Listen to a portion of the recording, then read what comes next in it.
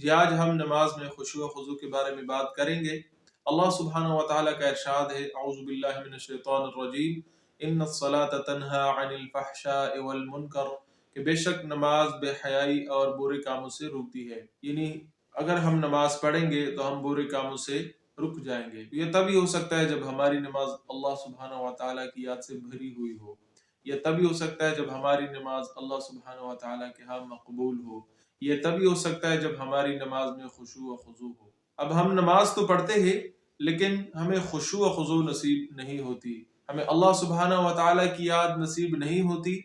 تو اللہ سبحانہ و تعالیٰ کی یاد نماز میں کیسے آ سکتی ہے اور خشوع ہماری نماز میں کیسے آ سکتی ہے؟ تو اس کے بارے میں ہمیں ہمارے استاد شیخ الاسلام مفتی محمد تقی عثمانی صاحب دامت برکاتہم العالیہ نے چند ٹرکس بتا دیے کہ اگر ہم ان کو فالو کریں، ہم ان پہ عمل کریں تو انشاءاللہ ہماری نماز تقوی والی نماز بن سکتی ہے، ہماری نماز وہ نماز بن سکتی ہے جس کے بارے میں قرآن میں یہی آتا ہے کہ بے شک نماز بے حیائی اور برے کاموں سے روکتی ہے۔ سب سے پہلے ہمیں یہ کرنا چاہیے کہ ہم جب نماز کے لیے کھڑے ہوتے ہیں تو ہم اللہ کے حضور یہ سوال کریں کہ یا اللہ، میں اب تمہارے حضور کھڑا ہو رہا ہو، تمہارے سامنے کھڑا ہو رہا ہو اور نماز ادا کرنے جا رہا ہو، تو اے اللہ میری نماز میں خشوع و خضوع پیدا فرما، اخلاص پیدا فرما، میری نماز اس طرح مجھ سے ادا فرما کہ تمہاری بارگاہ میں وہ مقبول ہو۔ اس کے بعد اگر باجماعت نماز بندہ پڑھ رہا ہے تو اقامت ہونے کے بعد، اور اگر انفرادی نماز بندہ پڑھ رہا ہے یا کوئی عورت ہے وہ نماز پڑھ رہی ہے تو اس وقت بندہ یہ دعا پڑھے، ان صلاتی و نسکی و محیای و مماتی للہ رب العالمین، کہ بے شک میری نماز، میری عبادت، میرا مرنا، میرا جینا سب اللہ سبحانہ و تعالیٰ کے لیے ہے۔ یا اس کی جگہ یہ دعا پڑھے، انی وجہت وجہی للذی فطر السماوات والارض حنیفا وما انا من المشرکین، کہ میں اپنا چہرہ اللہ سبحانہ و تعالیٰ کی طرف پھرتا ہوں جس نے زمین و آسمان پیدا کیے ہیں اور تمام چیزوں سے بیزار ہو کے خاص اللہ سبحانہ و تعالیٰ کی طرف اپنا چہرہ موڑ لیتا ہوں، اور میں اللہ سے شریک کرنے والوں میں سے نہیں ہوں، یعنی میں مشرکین میں سے نہیں ہوں، یعنی میں صرف ایک اللہ مانتا ہوں اور اسی کے لیے نماز پڑھتا ہوں۔ اس کے بعد جب بندہ ہاتھ اٹھاتا ہے اور اللہ اکبر کہتا ہے تو یہ بات یاد رکھیے، جب ہم کسی کے سامنے ہاتھ اٹھاتے ہیں، اس طرح کرتے ہیں، تو اس کا مطلب ہم سرنڈر ہو جاتے ہیں اور ہم اس کے سامنے ہاتھ ملا دیتے ہیں کہ بس ہم اس کے بعد تمہارے خلاف نہیں ہوں گے، اور ہم نے ہار مان لی تو اس کے بعد آپ کی مخالفت ہم نہیں کریں گے۔ تو جب ہم ہاتھ اٹھاتے ہیں اللہ اکبر کہتے ہوئے تو اس کا مطلب کہ ہم اللہ سبحانہ و تعالیٰ کے سامنے سرنڈر ہوتے ہیں، اور اس کا یہ مطلب ہے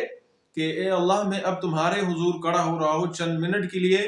تو میں اس سے پہلے جو میرے افکار تھے، جو چیزیں میں سوچ رہا تھا اور جن مشاغل کو میں لے کے چل رہا تھا، تو وہ سب کی سب میں نے پھینک دی ہے اور خالی ہاتھ آ کے تمہارے سامنے کھڑا ہو، اب صرف تیری یاد سے یہ چند منٹ گزاروں گا، صرف تمہارے سامنے کھڑا ہو۔ چوتھی نمبر پہ وہ جب سورتیں پڑھتا ہے نماز میں، سورہ فاتحہ کے بعد کوئی سورت پڑھتا ہے تو وہ رٹی رٹائی صورتیں جو ہوتی ہے وہ نہ پڑھے۔ اس کا مطلب یہ ہے کہ بعض اوقات بندہ کوئی دوسری چیزیں سوچ رہا ہوتا ہے، نماز میں کھڑا ہوتا ہے اور اچانک اس کے منہ پہ کوئی صورت آ جاتی ہے، وہ پڑھ لیتا ہے، جب دوسری رکعت میں ہوتا ہے پھر وہ صورت آ جاتی ہے، پھر وہ صورت، جب اگلی نماز ہوتی ہے پھر وہ صورت منہ پہ آ جاتی ہے، تو منہ پہ آئی ہوئی صورت جس کا بندہ عادی ہوتا ہے، اگر بندہ سوچے نہ سوچے وہ صورتیں منہ پہ آتی ہے بس، تو یہ صورتیں جو ہوتی ہے یہ رٹی رٹائی ہوتی ہے، وہ صورتیں نماز میں بندہ نہ پڑھے۔ اس کے لیے بندہ پہلے سوچے کہ میں کون سی صورتیں نماز میں پڑھوں گا، کون سی نہیں پڑھوں گا، اور وہ صورتیں پھر بندہ نماز میں پڑھے، تو انشاءاللہ اس سے بھی خشوع و خضوع ہماری نماز میں آ سکتی ہے۔ آخر میں ہے کہ بندہ جب نماز پڑھتا ہے بندہ یہ سوچے کہ میرے سامنے خانہ کعبہ ہے، بیت اللہ شریف ہے، اس کے سامنے میں نماز پڑھ رہا ہوں، یا اگر میں کبھی بیت اللہ کے سامنے ہوتا، اگر میں کعبہ کے سامنے ہوتا تو اس وقت میری کیا کیفیات ہوتی، کیا میں اس وقت اللہ سبحانہ و تعالیٰ کے سامنے اس طرح نماز پڑھتا کہ میں دوسری چیزیں سوچ رہا ہوتا اور اللہ سبحانہ و تعالیٰ کی یاد سے نماز خالی ہوتی، بیت اللہ میرے سامنے ہوتا، تو انشاءاللہ وہاں پہ کبھی بھی نماز ایسی میری نہ ہوتی۔ تو اگر میں یہ سوچوں کہ میں بیت اللہ کے سامنے کھڑا ہو اور نماز پڑھ رہا ہو، تو اسی طرح اگرچہ میرے سامنے حقیقت میں بیت اللہ شریف نہیں ہے، لیکن انشاءاللہ یہ نماز اس طرح ہوگی جس طرح بیت اللہ شریف کے سامنے بندہ نماز پڑھتا ہے اور صرف اللہ سبحانہ و تعالیٰ کی یاد کے لیے اپنی نماز خالص رکھتا ہے۔ تو اگر ان ٹرکس پہ ہم عمل کریں اور نماز میں ان چیزوں کو ہم فالو کریں اور اس طرح ہم نماز پڑھیں تو انشاءاللہ سبحانہ و تعالی ہماری نماز وہ نماز بن سکتی ہے جس کے بارے میں اللہ سبحانہ و تعالی کا ارشاد ہے کہ ان الصلاۃ تنہا عن الفحشاء والمنکر، کہ بے شک نماز بے حیائی سے اور برے کاموں سے روکتی ہے۔ تبارک الذی نزل الفرقان على عبده ليكون للعالمین نذیرا۔